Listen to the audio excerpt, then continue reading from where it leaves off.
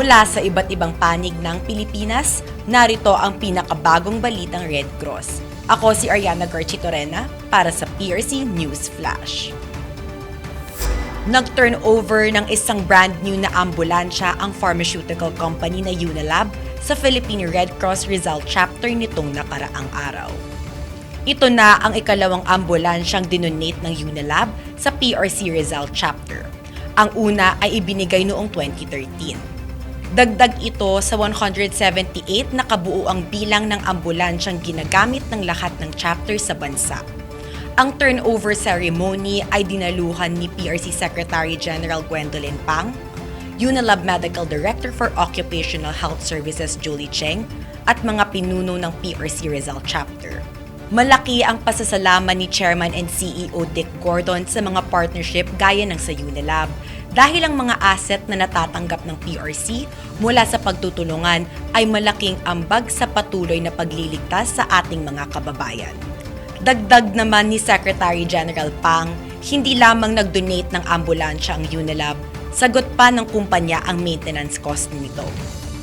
Ang PRC at Unilab ay palaging magkasama sa First Aid Series seminars, pagbibigay kaalaman sa CPR at marami pang iba.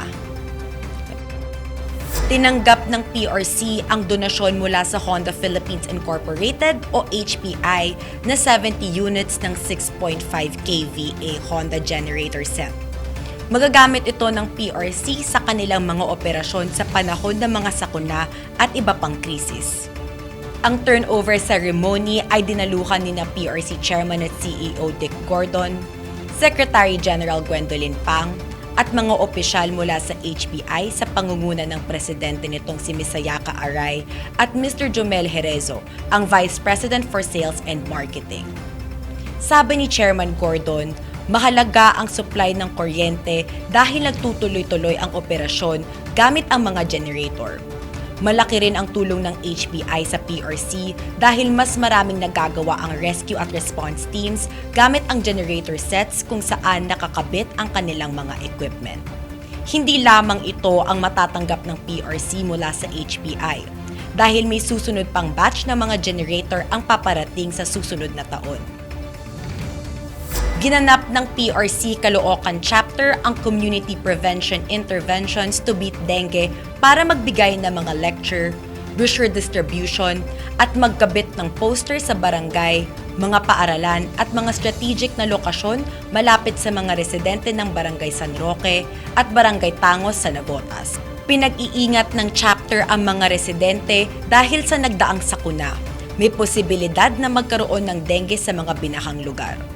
Nagbigay din ng impormasyon ang Water, Sanitation and Hygiene o WASH ng PRC ng mga tungkol sa hygiene promotion at proper hand washing sa mga residente. Sa kabuuan, may naabot na 140 na katao ang PRC Caloocan Chapter na binigyan nila ng kaalaman tungkol sa dengue. Kasama na rin ang mga impormasyon tungkol sa leptospirosis.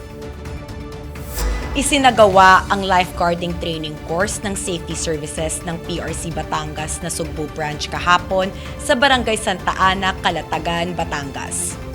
Dinaluhan ito ng 17 participants mula sa Stilts Beach Resort para magpalawak pa ang kanilang kaalaman sa pagla-lifeguard. Kasama sa mga pagsasanay ay ang First Aid at Water Safety Program, kung saan ang kanilang nakuhang skills ay makakatulong na sumagip ng buhay at magagamit sa trabaho. Sa masusugid naming manonood ng PRC News Flash at kung nadaanan nyo ang aming news program, mag-subscribe, i-follow, i-like at i-share na ang Philippine Red Cross Facebook page, Instagram, X, TikTok at mapapanood na rin kami sa YouTube channel ng Philippine Red Cross araw-araw. Don't miss an episode. Maging konektado sa PRC News Flash para sa mga napapanahong balitang Red Cross. Kung mayroon kang malasakit, kusang loob at kapwa-tao at gusto mong mag-volunteer sa Red Cross, pumunta lamang sa pinakamalapit na chapter sa inyong lugar at tumawag naman sa Hotline 143 para sa mga emergencies. At yan ang pinakabagong balita mula sa Philippine Red Cross. Ako si Ariana Garchitorena para sa PRC News Flash.